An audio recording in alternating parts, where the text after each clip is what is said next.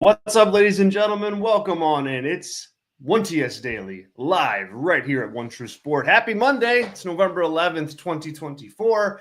I am your host, Zack Heydorn from Brass Ring Media and Sports Illustrated. Happy to be here. Hopefully everybody had a great weekend and watched a lot of wrestling. The world is right again. The Bloodline is back together. We are going to talk all about that. Or I guess the OG Bloodline is back together. We'll talk about all that here on the show today. Thanks so much for tuning in. If you are watching live on YouTube right now, thank you. Appreciate you. Thanks for being here. If you can, while you watch live, hit like on our little video here. It helps us out greatly. And of course, if you haven't subscribed to the One True Sport YouTube channel, please do. Not only on this channel do you get this show every single day, Monday, Tuesday, Wednesday, Thursday, Friday, 1TS Daily, but you get a lot of other stuff too. So subscribe. You don't want to miss anything. There's some good stuff here that hits every single day. So don't miss it. Also, hello to those who are watching on Twitter X. Thank you for joining us here as well. You can like the video too, a little bit differently, but you still can. And it certainly helps us. So thank you all so much for that. I've got the live chat open and ready and waiting for you guys as always. Always my favorite part of the show, no question here with the 25 minutes or thereabouts that we get to hang out together. It's great when you guys are in the live chat, bantering back and forth, or with me, or whatever, disagreeing or whatnot. Drop your comments in there on what I'm saying and what maybe you want to talk about. If there's a topic you want to hit, or if there's a question that you have that you want to make sure that we get to, use that live chat. I'll monitor it the whole show here as always. If you want to make sure that your question and comment gets read and addressed, you can drop a super chat. That's the best way to do that. Also, it helps the show. Helps me out. So thank you in advance there. Any contribution helps. And I'll make sure to get to all those by the end of the show. Got people filing into the live chat right now. Let's pick a few here to hit. Edgar here bright and early saying, hello, what's up, Edgar? Thanks so much for being here, man. Appreciate it. Thanks for joining us live. It's always great to have a wonderful and big live audience for this show, especially here on a Monday morning. Sean's in the chat. Says, what's up, Zach? He also has a comment about our big topic of the day, which we'll get to in a second. But then he's got this one, your Bears.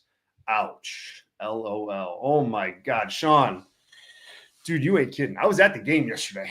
I was on the unfortunate people at Soldier Field for that game. And my. Thank goodness it was a nice day to sit outside and have a beer or two and, hang out. Because that's the only saving grace from yesterday's game was that the weather was good. I was with some good company, and that's that. That was the only good part of the game. Woof. It was bad. It was bad. If you're out there, if there's any Chicago Bears fans out there, and you were like, oh, I can't watch the game live, but I'm going to tape it and I'll watch it later, just don't do it. Don't do it. Please, whatever you say, don't do it. I promise you, your life will be better off for it. Thanks, Sean, for reminding me. David is in here with our first live chat of the day. David, what's going on? David says, no question today, just saying hi to my guy, Zach, and hoping everyone here is having an awesome day. Thanks, David. Appreciate you, man. Hopefully you are as well. Hopefully you had a great weekend, and hopefully you're ready for a big week ahead. Hopefully your health is good and the back's doing better. Thank you so much, man. Appreciate you. You know I do, and I thank you very much. All right, let's get into some business of the day. Smackdown.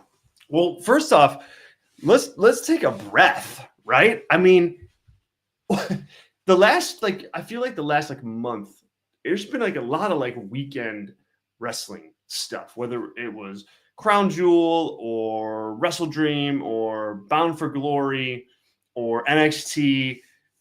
There's just been a lot. And this weekend, it was kind of quiet. I mean, we had Smackdown, right? And then obviously, AEW had Collision, whatever that show is these days.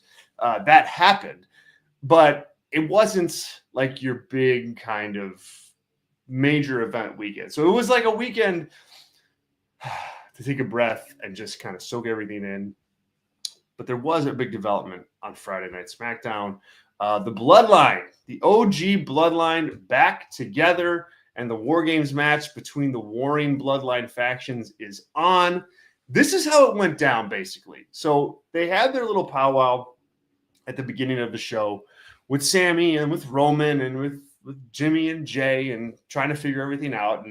And you know, you had Sammy and Roman at odds with this whole idea of Sammy being family or not being family. Like, that's where they couldn't connect. And Roman just not buying that Sami Zayn is family. There's the disconnect. And then Solo is kind of like looming around, telling Sammy that he's part of his family and he can join his family.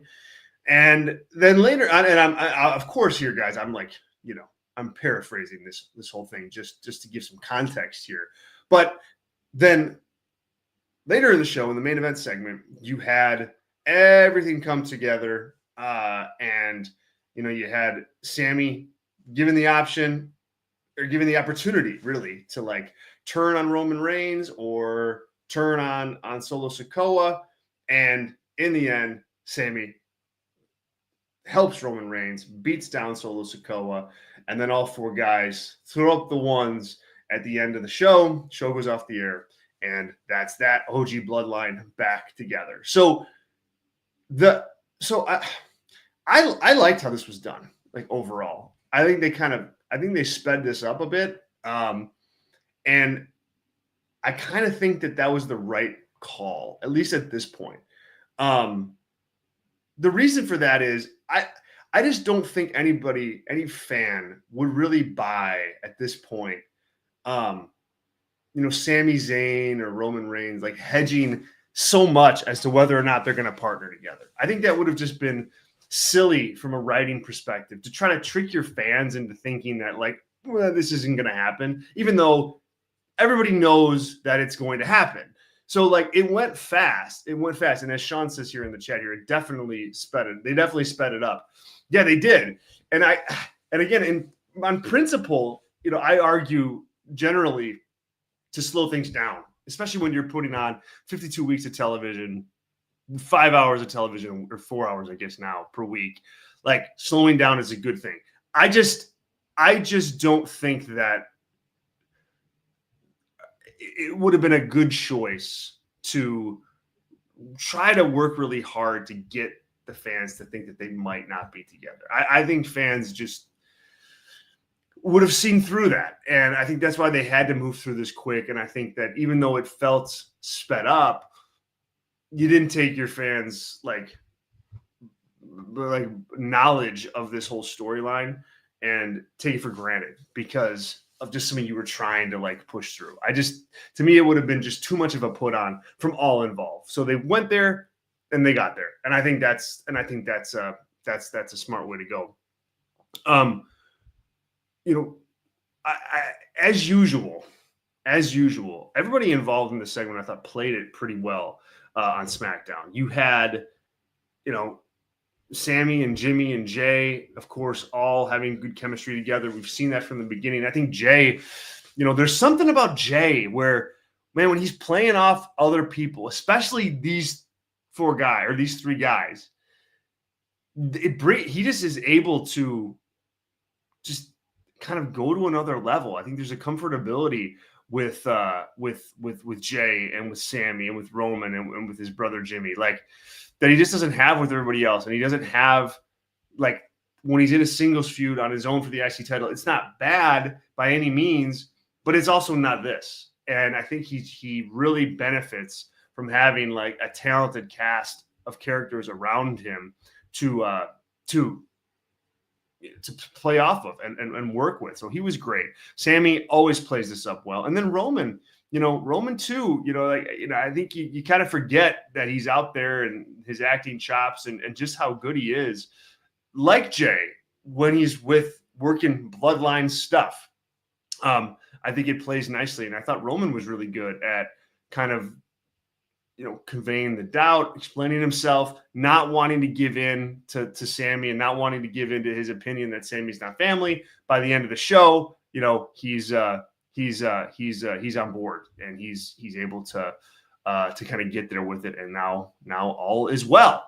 So Sean makes an interesting point here at the beginning, and I want to make sure that I get to this. Sean says here, I don't like the swerve culture in wrestling. It's one part I didn't like about Sammy at the end. Yeah, I thought the same thing, Sean. Like, if I was going to critique this in any way, it would be for this exact reason. Like, just, why the debate? Why the debate? Just go with it. Run out there and attack Solo. Like, just let the audience pop for babyface Sammy. I know that you're trying to set up drama and it's television and it's episodic and I get all that, but you're gonna pay it off this week, right? That now we know anyway. So if you're gonna pay it off, just do it. Just bam, Sammy come out there, run out there, bam, haluva kick right to Solo Sikoa, big pop. Let the audience in, let the audience soak in that moment, and that's it. Because, again, as I said at the top, I don't think anybody really ever bought that Sammy was going to not be with Roman. So, you're swerving just to swerve and you're not really working to sell anybody anything because nobody's buying. And so I agree with Sean on this. I think that was the one negative was just don't do it. Don't do it. Don't swerve to swerve. There's no reason to do that here. Everybody knew what was coming. Pay it off. Pay it off. So now they're on the road to Survivor Series, and it's not that many weeks away. It's 3 weeks away. I think there's 3 more batches of shows. So they're on the road. They're on their way there. The overall storyline, I don't know, guys. It still needs work to me. The reunion of this OG bloodline was significantly more compelling than anything having to do with Roman against Team Solo. You get what I'm saying? That the storyline that they've been telling for the last couple of weeks has been about the reunion of the bloodline itself, of the OG bloodline itself, not the issue between the two sides. And obviously they got to get back to that now because that's what's on the table. And I still have my doubts that there's enough there from a team versus team perspective to make something magical out of this from a build perspective. I mean, I think the match is going to be fine once they get it inside the cages and all that stuff at Survivor Series, but the feud itself leaves a lot to be desired. And I think, again, that has a lot to do with Solo Sikoa and the heel team. Whatever they do here in the next, 3 weeks, they've got to figure out a way to get that team some heat. And I don't, maybe it is just universal beatdowns of the OG Bloodline faction over and over again. But that faction just feels so much bigger and so much scarier and so much more dominant than the Solo faction. That's there's no threat here. And that's what they got to build. They got to they got to try to write the new Bloodline faction in a way that makes them a threat, makes them a big mountain for the babyfaces to overcome. That's how they need to book this. They got 3 weeks. They've got 3 weeks. And if they don't, I just think the match is going to fizzle. Even last year at Survivor Series, when they did the War Games match, it was Judgment Day against Cody Rhodes and a batch of baby faces. And Drew McIntyre was in there too, I think. That Judgment Day faction ran roughshod over Raw for months, the whole year basically last year when they did that. And you really felt that okay, man, we need the Avengers to assemble to take these guys out. And I think that's what made that match, work as good as it did. They got to find the same thing here. They got to find the same thing here. And they're not quite there yet. Let's get to some live chat comments here. First of all, Fraser's in the live chat. He says hello, or he says hi. Excuse me. What's up, Fraser? Thanks so much for being here. Appreciate you. Anthony's in the chat. Also says hi. What's going on, Anthony? Always glad to have you here, man. Always good to see you guys live and doing some chatting. So thank you. Sean says tonight is critical to start that process of the new Bloodline faction getting that credibility. Sean says here Roman has been getting beat down a lot lately, which has just felt weird. Yeah, it has. And I said this on Friday, Sean. Like the underlying kind of foundational issue with this reuniting of the Bloodline and the way they've done it is you've got to have each guy stand on his own because they're all like out on their own doing their own thing. However, you also need to have Roman Reigns be like the top guy. And it was easy when he was a heel and he could like boss everybody else around. But as a babyface, he has to be more passive. He has to be more inclusive, right? He can't be arrogant Roman Reigns. And that's the Roman Reigns character that got over so big as a heel. So they're in a bit of a rock and a hard place with that. And I think the beatdown, obviously, the point of that is to get some heat on Solo and some sympathy on Roman. Roman's just never played that well. He's never played the sympathetic babyface well at all. I don't think people feel all that sympathetic for Roman Reigns, bottom line. And so, yeah,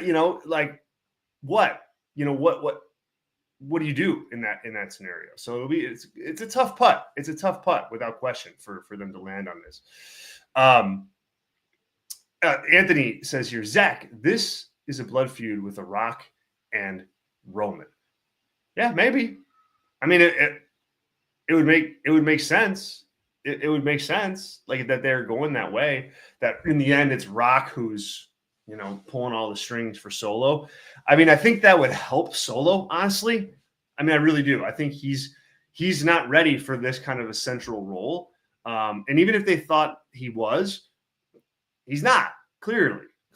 I mean, and it's no knock on him. It's just not ready for that. And so if Rock came back and was like, it's just all been me, I've been pulling the strings, I'm the tribal chief, here's the Ulafala, I think there's some heat in that. And that would set up, a Rock versus Roman match down the road to WrestleMania. And look, they got to do that match, right? I mean, if Rock's around, they got to do it. Last year wasn't the time to do it. Now it is. So I think, you definitely want to see that happen at this point because, why not?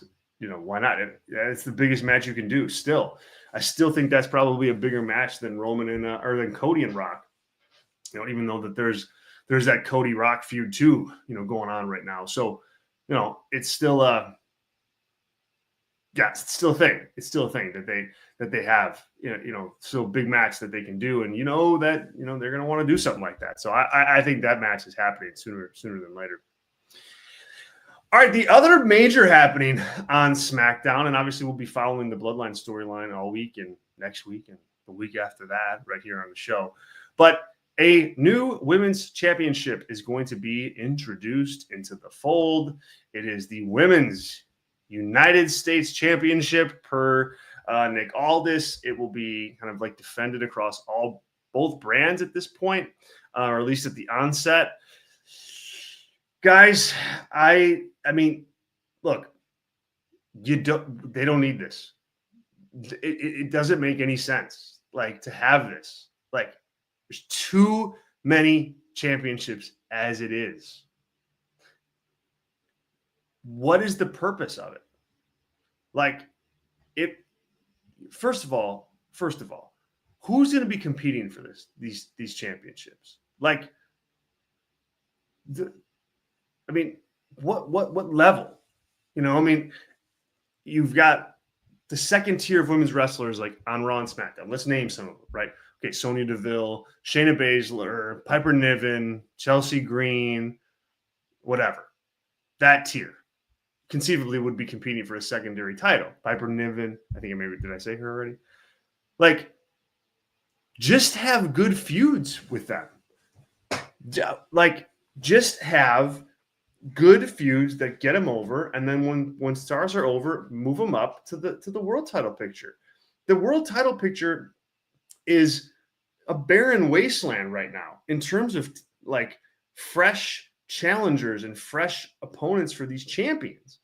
Like, just book Piper Niven in a way that makes her a threat, that gets her over, and then she can wrestle for the world title. And then you have a fresh feud there for, whoever, Rhea Ripley or down the road or whatever. But the secondary title, it's like, what? Why? Like, why? What benefit does that have for anybody outside of like holding a little toy?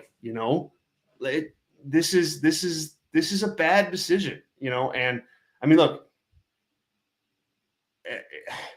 if it gets women more television time, okay, that's a good thing. That's a good thing, no question about it.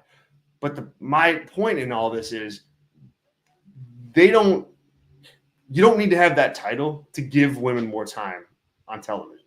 Like, just give them more time. Have them tell some personal feuds. Have them tell some personal grudges. Make it so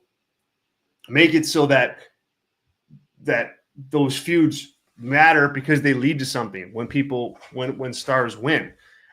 Like, you just don't need to have that. You just don't need that. As Sean says here, it waters everything down. Don't be like AEW. Yeah, I mean, AEW is feeling the pain of this. The mid-card title for the women's division. It's like, it's around the waist of Mercedes Moné, their biggest star, and in the women's division, but she's parading around as this like secondary champion.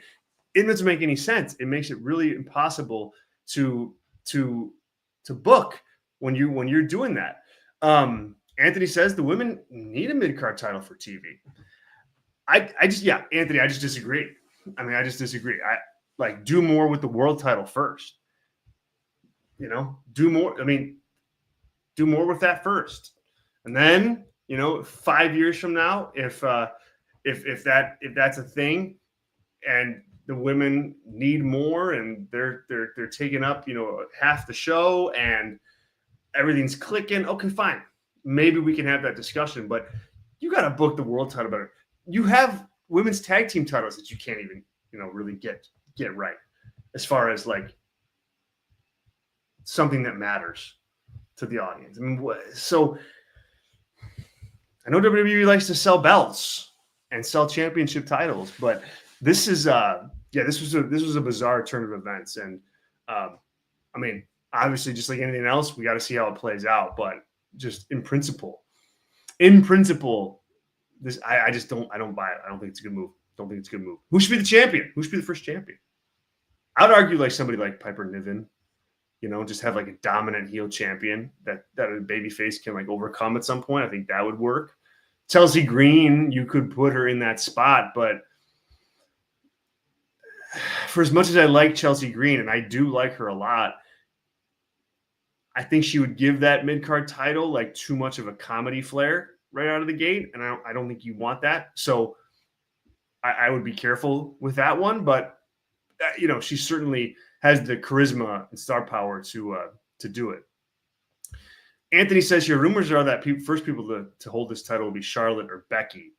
Listen, this is what I'm talking about, Anthony. This is why I don't like this. Charlotte and Becky holding the secondary title in the company? Like, what if they come back to the company, why would they not go for the world title? Why would they not go after the main championship? Why the United States Championship? Why the Tier 2 belt? Like, this is the issue with this, Anthony, in my opinion. That they're not mid-card stars. Now you're right where AEW is, and you have your mid-card champion who's a bigger star than your world champion. That's confusing.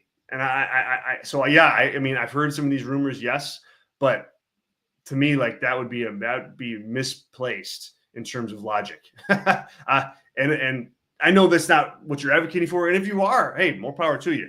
I mean, you have your ideas, and that's good. And that's why we like, that's what I like to chat about on this show. So I'm glad you're bringing this stuff up. But to me, that's the wrong message to send about the championship. Like, if it's going to be a number 2 title and a Tier 2 title, Like, if you have to have it, if you have to have the title, put it on a tier 2 star, not one of your top women's wrestlers of all time.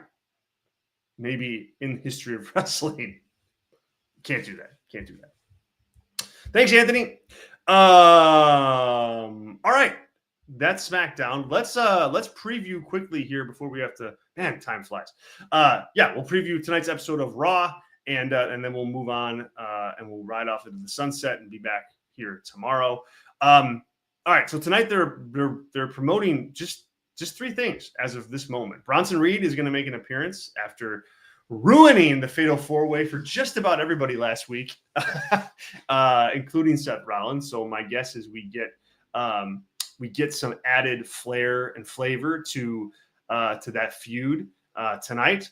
Gunther will address Damian Priest. Priest winning the number 1 contendership for the world title last week in that Fatal 4-Way match. So we'll get some perspective from Gunther on that. And I mean, maybe we'll see like